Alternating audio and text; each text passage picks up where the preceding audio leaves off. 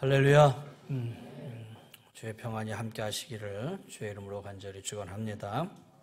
오늘은 지난 주간에 있었던 이 대사건을 돌아보면서 사실 우리 청년들에 관한 얘기를 좀 해볼까 합니다. 요즘 청년들을 향해서 위기다, 정말 큰일 났다, 이런 소리들을 많이 해요. 선교적인 입장에서는 우리 청년들을 미전도 종족이라고 분류를 해놨어요. 미전도 종족이라는 것은 복음을 받지 못하는, 복음을 알지 못하는 그들, 아직 복음을 깨닫지 못하는 종족들을 얘기하는 거예요. 그래서 세계의 선교사님들이 미전도 종족을 위해서 선교하러 많은 분들이 지금 선교하고 계시죠.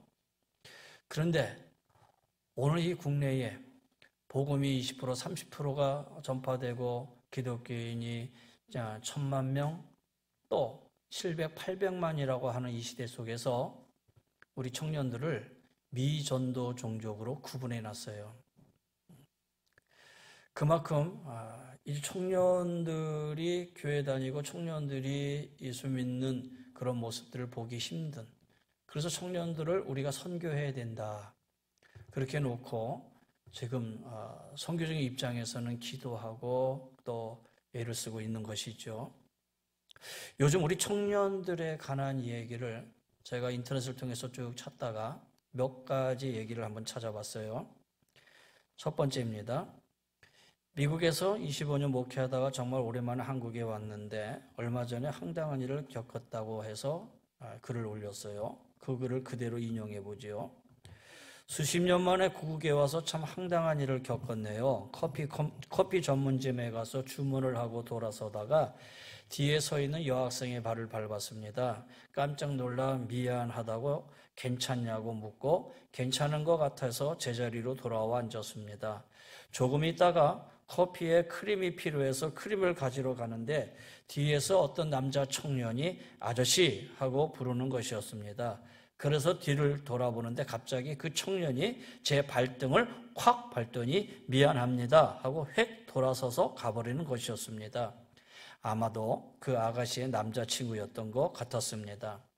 남의 발을 밟아놓고 미안하다고 말만 하면 다냐? 너도 한번 당해봐라 하는 생각으로 그렇게 한 것 같습니다. 순간 황당하고 기가 막히는 느낌이라 뭘 말을 해야 될지 몰라 멍했습니다. 그리고 이것이 오늘날 이 땅에 사는 젊은이들의 모습인가 하는 생각이 들었습니다. 꾹 참고 그냥 자리로 돌아오긴 했지만 그 청년의 모습이 왠지 슬픔으로 다가옵니다. 그 청년의 모습이 이 땅의 대부분의 젊은이들의 모습은 아닐 것이라고 스스로 믿으며 위안을 삼아보려 합니다. 여러분 어떻습니까? 이것이 요즘 젊은이들의 사랑 방법인가? 사실 그런 건 아닐 것 같은데 아마 이분이 생각지 않는 가운데 겪었던 그런 일들을 쓰면서 정말 이 땅의 젊은이들이 아니기를 바라는 마음을 가졌어요. 두 번째입니다. 하나님 시집 좀 보내주세요. 요즘 교회 다니는 여청년들의 절기라고 합니다.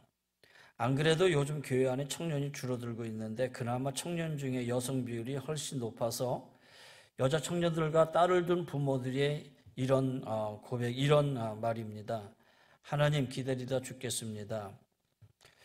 요즘 잘 믿는 총각들이 너무 없어요. 능력이나 스펙이 좀 좋다 싶으면 예수 안 믿거나 신앙이 별로고 신앙이 좀 좋다 싶으면 조건이 별로고 그렇습니다. 물론 세상적인 조건만 따지는 사람 아닙니다. 또 이런 문제가 비단 청년들만의 문제는 아닐 것입니다. 그런데 그도 그럴 것이 현재 교회에 출석하는 청년이 전체 교인의 2.1%밖에 안 된다는 것입니다.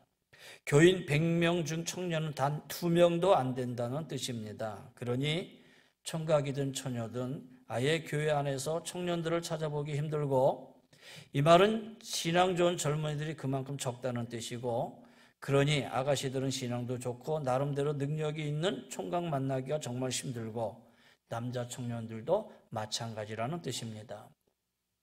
여러분 동감하십니까? 세 번째입니다. 몇 달 전 어느 서울에 사는 권사님에게 이런 말을 들었습니다.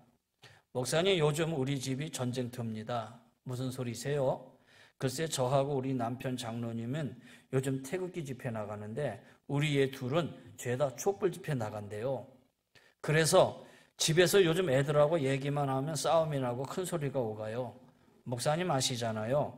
우리 애들 정말 착하고 부모 말에 순종 잘하는 애들인데 이거 완전히 요즘 우리 집이 이념 대결장입니다. 실제로 대통령 선거 득표를 보면 50대는 기호 1번과 2번이 큰 차이가 없는데 20대와 40대, 60대 이상은 같은 나라 사는 사람들이 맞나 싶을 정도로 완전 정반대입니다. 제가 지금 정치 얘기하는 거 아닙니다. 자녀와 대화가 안 통할 정도로 요즘 세대 간의 생각과 사고방식이 다르다는 얘기입니다. 그래서 요즘 우리 대한민국을 세대 차이가 아닌 세대 단절, 나아가 세대 전쟁이라고까지 부릅니다. 여러분의 집은 어떠세요? 우리 10대, 20대 청년들과 잘 얘기가 되십니까? 잘 소통하고 계시냐라는 얘기예요. 달라도 너무 다르죠? 가끔 우리 신도서 장로님이 저한테 하시는 말씀이에요. 목사님, 요즘 젊은이들하고 20대가 사는 20대들하고 우리하고는 너무 달라요. 달라도 너무 달라요. 그렇죠? 이 세대 간 기성세대가 엄청난 큰 간격이 느껴져요. 여기 글처럼 세대 전쟁이라는 이 표현을 썼잖아요. 이 인터넷 글에. 정치적 상황도 가치관도 사고방식도 너무 다르다라는 거예요. 우리가 청년들 보고 참 철이 없다. 그 다음에 버르장머리도 없다. 그렇게 얘기를 하면은 반대로 자녀 세대나 젊은이들은 우리를 보고 야, 기성세대 참 답답하다. 말이 참 안 통한다. 속된 말로 아재, 꼰대 이런 말로 우리를 표현하고 있잖아요. 혹이나 우리 교회 안에서도 아니면 여러분의 가정 속에서도 어떤 중요한 일을 놓고 서로 대화하는데 말이 안 통하가지고 서로 답답한 일은 있지 않았는가? 여러분, 제가 왜 이렇게 길게 세 가지 말씀이나 여러분에게 드렸는가 하면 요즘 청년들, 우리 젊은이들이 현실을 묻기 위해서다라는 거예요. 어른들을 볼 때 정말 대바라지고 싸가지 없이 보이는 젊은이들, 그래서 요즘 애들 정말 큰일이다. 그런 소리가 절로 나오는 이런 청년들, 교회 안에서 잘 믿는 청년들끼리 결혼하기도 힘든 시대, 게다가 세대 전쟁이라고 할 만큼 세대 간의 생각과 가치관이 너무나 크게 벌어져 있는 현실, 이런 모습들이 요즘 젊은이들의 모습이 아니냐라는 거예요. 그렇다면 청년에 대한 해답이 정말 없는 것일까? 말도 안 통하고 생각도 너무 다르고 철도 없고 그래서 정말 희망이 없는 자들인가? 저는 오늘 본문에서 한 청년에 관한 얘기를 한번 살펴보려고 그래요. 여기 누가복음 7장에 오늘 본문을 보면은 멀쩡하게 살아가고 있었던 한 청년이 아니죠. 이 청년이 이미 죽었습니다. 어느 날 예수님과 제자들이 나인성이라는 곳으로 가다가 한 장례식 행렬을 만나요. 근데 그 장례식 행렬은 죽은 청년, 그 청년의 어머니에게 있어서는 독자예요. 더군다나 이 청년의 어머니가 외아들, 과부이기도 해요. 앞날이 창창한 젊은이가 갑작스러운 병이나 사고 때문에 죽은 모양인 것 같은데 대를 이어나갈 유일한 자녀를 잃었어요. 하나밖에 없는 아들, 남편도 없이 홀로 고생하면서 키웠던 그 아들, 이 얼마나 비참하고 절망적인 장례식이었겠느냐라는 거예요.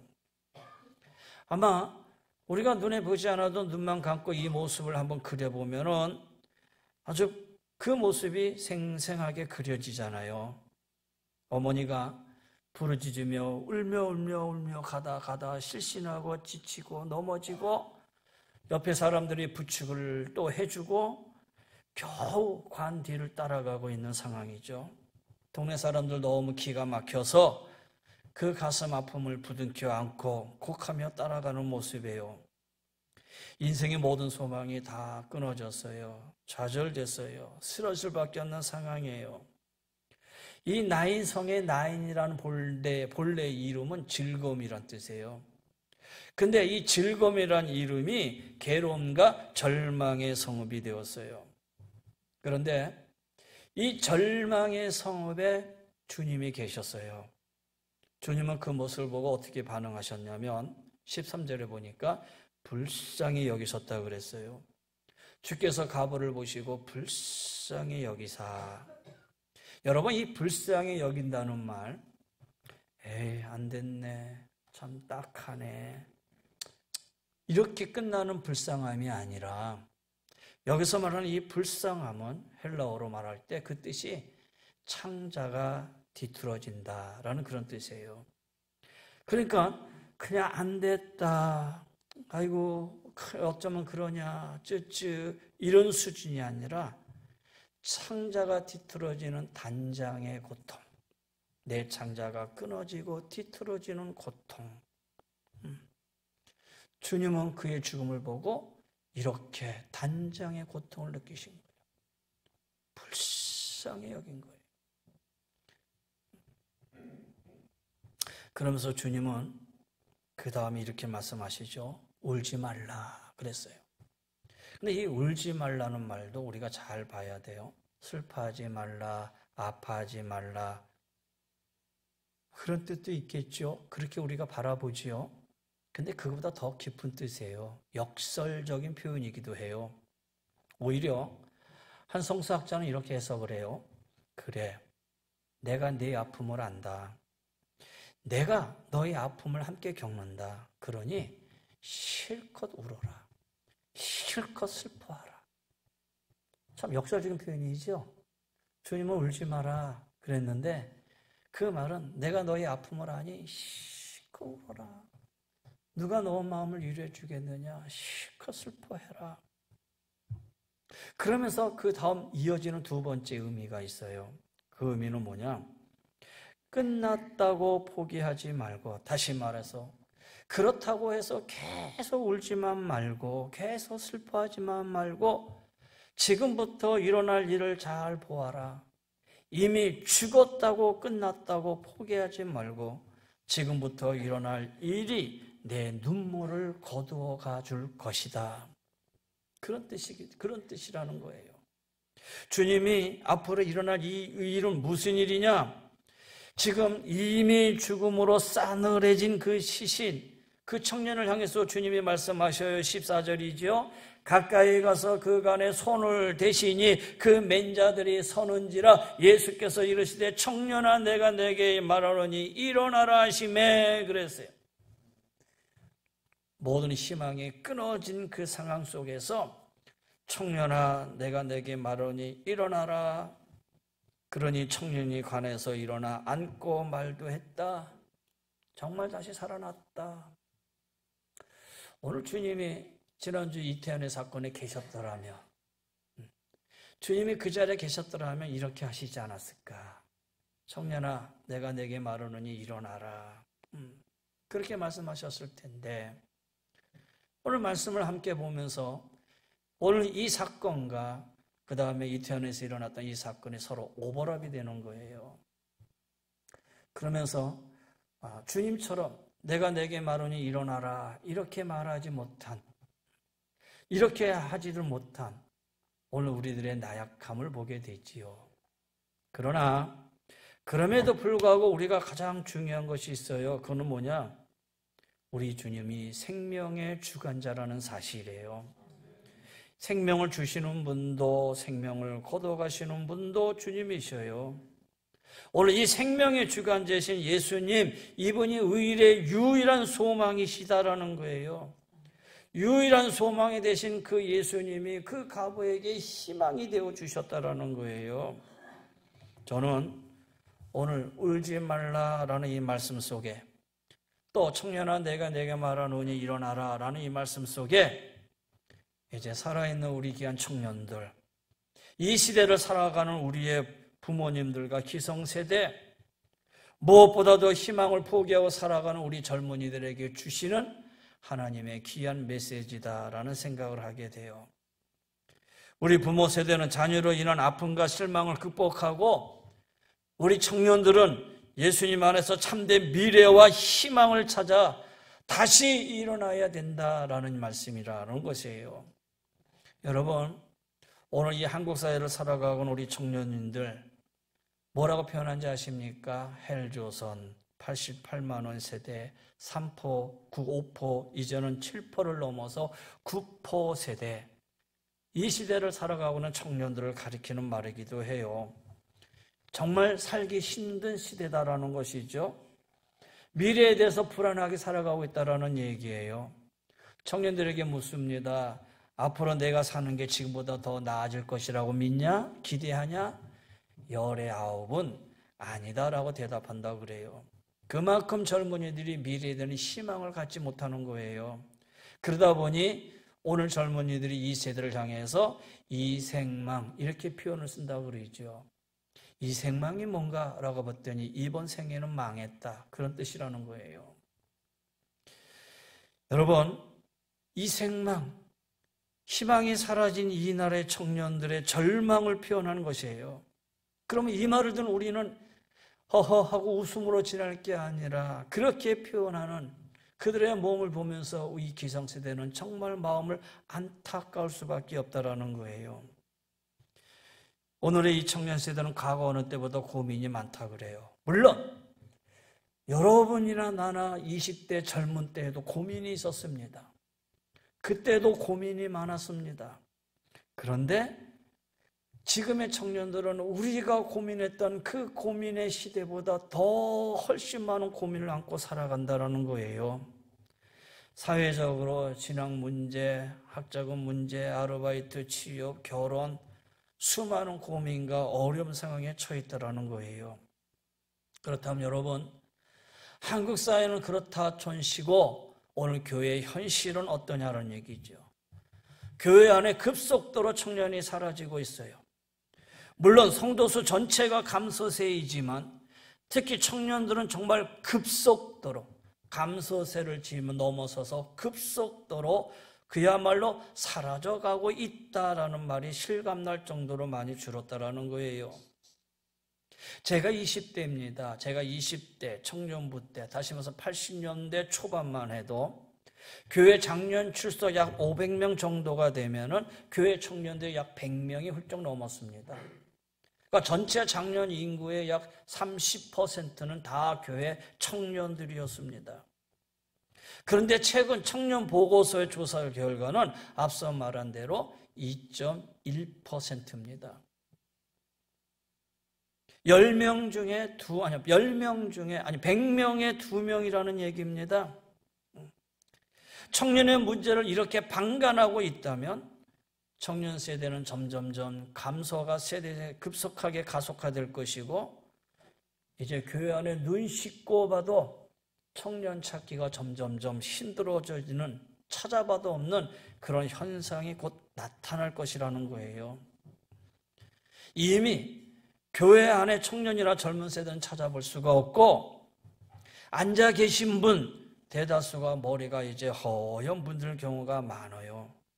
이미 교회 안에서 청년 증발 현상이 일어나고 있고요. 앞으로 여러분 교회가 어떻게 될까요? 아니 우리 교회는 어떻게 될까요? 누가 뭐래도 청년들은 교회의 미래입니다. 그들이 자라서 결혼하고 장차 우리 교회의 재직으로 세워질 것이고 그래서 그 중에 장로님도 되고 권사님, 집사님도 중직자가 되어서 우리 교회 귀한 일꾼으로 살아가야 할 그런 자녀들입니다. 그런데 청년들이 없어진다면 우리 교회와 더불어 한국 교회 전체 미래가 사라지고 희망이 사라지는 것이 아닐까라는 그런 생각을 하게 돼요. 청년들이 좌절하고 절망하는 한국 사회 현실에서 한국 교회는 청년들에게 인생에 바른 의미를 주어져야 되는데 다시 말해 청년 세대가 잘 살아갈 수 있도록 젊은이들이 꿈을 꾸고 우리 사회에 희망을 갖게 되도록 도와줘야 되는데 안 그러면 미래가 없어지잖아요. 지금 우리 청년들이 먹고 사는 문제에 매달리고 있는 상황이지만은 그들에게 앞날에 대한 희망과 영원한 생명이신 예수 그리스도를 통해서 그들에게 진정한 용기와 희망을 품도록 적극적으로 도와줘야 되는데, 그러기 위해서는 여러분, 우리 청년들을 단지 교회 안에 있는 봉사자로만 여겨서는 안 된다는 거예요. 청년들을 단지 봉사자로만 여기지 말고 우리 기성세대의 도움과 관심이 꼭 필요한 하나님의 젊은 자녀들이다라는 사실을 기억하고, 교회의 다음 세대를 위해, 다음 세대이기 때문에 이 청년들을 향해서 많은 사랑과 관심과 기도와 더불어 물질적으로 지원해 주어야 된다는 거예요. 친구 목사들 중에서 시골에서 목회하는 목사님들의 교회 상황은 더 심각해요. 시골 교회는 청년들이 없어요. 그나마 자녀들이 좀 자라났어요. 초등학교, 중학교, 고등학교를 졸업하면 다 도시로 나가요. 그러니 교회 안에 교사나 찬양대, 봉사자는 젊은이는 찾아볼 수가 아예 없다라는 거예요. 사랑하는 성도 여러분, 이번에 이 어려움을 보면서, 이 아픔을 찾아보면서 우리의 젊은이들을 바라보는 시선과 눈길이 좀 달라져야 되지 않겠나. 여러분, 우리가 말을 함부로 해서는 안 되지요. 어떻게 보면 성경에 이런 말씀이 있습니다. 망대가 무너져 사람들이 죽었어요. 그러니까 예수님이 하시는 말씀입니다. 야, 망대가 무너져 죽었다고 그 사람들이 죄가 있다고 생각하지 말아라. 예루살렘에 사는 너희들이 회개하지 않으면 너희도 이와 같이 당할 것이다. 저들은 망대가 무너져 사람이 죽으니까 보세요, 예수님, 저들은 죄가 있어 죽은 거 아닙니까? 근데 예수님이 무슨 소리냐? 예루살렘에 있는 너희도 회개하지 않으면 너도 이와 같이 될 것이야. 이 말은 오늘 우리가 살고 있는 우리가 그들을 바라보면서 회개하지 않으면 안 된다는 거예요. 여러분, 우리의 젊은이들은 이미 할로윈 문화라는 그 문화 속에 자란 애들이에요. 초등학교서부터, 아니 유치원서부터. 유치원에 가면 유치원서부터 할로윈 축제를 하고, 초등학교 때 하고, 고등학교 때 하고, 그 다음에 그러니까 그 문화 속에서 자랐어요. 그 문화를 방관했던 자들이 누구예요? 오늘 우리잖아요. 교회는 그동안 뭐 했지요? 그리스도인들은 그동안 어떤 문화를 가지고 얘기를 했지요? 그들이 이 사회 교육 속에서 그 문화 속에 빠져서 그냥 할로윈 축제 아무 생각 없이 그 문화 속에 살았기 때문에 그들은 그것을 그냥 즐기러 갔을 뿐이라는 거예요. 그렇게 본다면 그 책임은 어디에 있어요? 우리에게 있지요? 나에게 있지요? 우리 믿음의 성도들에게 있지요? 기도하지 못하고 회개하지 못하고 기독교의 바른 문화, 그리스도의 문화를 그들에게 신겨주지 못하고 복음을 제대로 전하지 못한 오늘 우리에게 책임이 있지 않을까요? 여러분, 우리에게 청년들을 바라보면서 우리 청년들을 좀 더 잘해 대해 줍시다. 좀 더 따뜻한 마음으로, 그들을 향해서 기도하는 마음으로, 그래서 우리 교회가 젊은 교회, 열린 교회가 되고 우리 자녀들이 오고 싶은 교회가 되고, 그래서 우리 교회를 통해서 우리 청년들이 교회 오면 위로받고 평안은 얻고, 또 교회에 우리 장로님, 권사님들의 눈물 어린 기도 속에 저희들이 내일에 대한 꿈과 희망을 가질 수 있는 그런 교회가 되어야 되지 않겠느냐라는 거예요. 이미 코로나 바이러스로 인해서 우리는 그런 경험을 이미 했잖아요. 신천지, 또 이태원의 클럽, 그러면서 일어난 일. 그러니까 지난주 이런 축제만이 전부는 아닌 것 같아요. 그래서 우리는 책망해서도 안 되고 정죄해서도 안 되고요. 그것은 주님만이 하실 일이에요. 그래서 두려워요. 그래서 해야 돼요. 육신의 쾌락을 쫓다가 그 육신의 그 삶이 그 영혼이 망가지고 멸망에 이르게 되고, 오늘 살아있는 이 젊은이들, 그들을 복음을 전해야 되는 것이 오늘 우리의 책임이고, 어떻게 하든 그들이 예수 그리스도를 믿고 구원받게 해야 되는 것이 오늘 믿음의 기성세들이 해야 할 일이고요. 그래도 참 감사한 거, 우리 귀한 자녀들, 그나마 그 자녀들 믿음 안에서 잘 자라고 있음을 바라보면 감사한 것이지요. 여러분, 우리 교회 청년들을 바라보면서 좀 더 넓은 마음으로, 좀 더 뜨거운 마음으로, 감사하는 마음으로 그들을 품에 안고 기도하고 위로하고 그들이 이 사회에 바른 믿음으로 서나갈 수 있도록, 그리고 이런 교회들이 모여서 한국교회, 아니 이 사회의 많은 젊은이들이 바른 복음 믿음 안에서 아름답게 자라날 수 있도록 우리가 기도해야 되고요. 청년들을 위해서 눈물 흘려야 될 때입니다. 주님 말씀하십니다. 나를 위해서 울지 말고 너와 너희 자녀들을 위해서 울어라.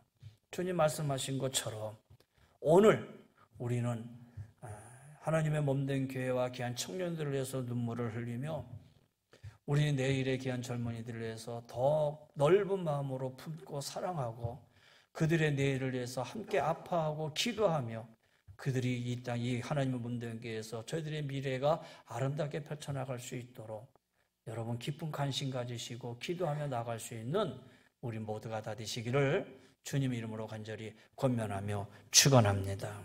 기도하십시다.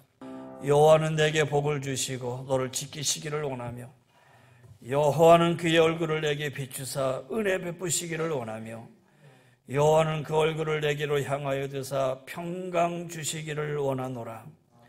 이젠 우리 주 예수님의 은혜와 우리 하나님의 무한하신 사랑하심과 성령의 감화감도 멸려인도 충만하여 주심이 이 땅의 젊은이들, 더 우리 몸된 교회, 우리 귀한 자녀들, 그들을 위해서 기도하며 함께 나가기를 원하는 우리 사랑하는 귀한 성도님들의 가정 위에, 삶의 터전 위에, 이 민족 위에, 또 자녀를 잃은 우리 유가족들 위에 주의 은혜가 항상 함께하여 주시기를 간절히 축원하옵나이다. 아멘.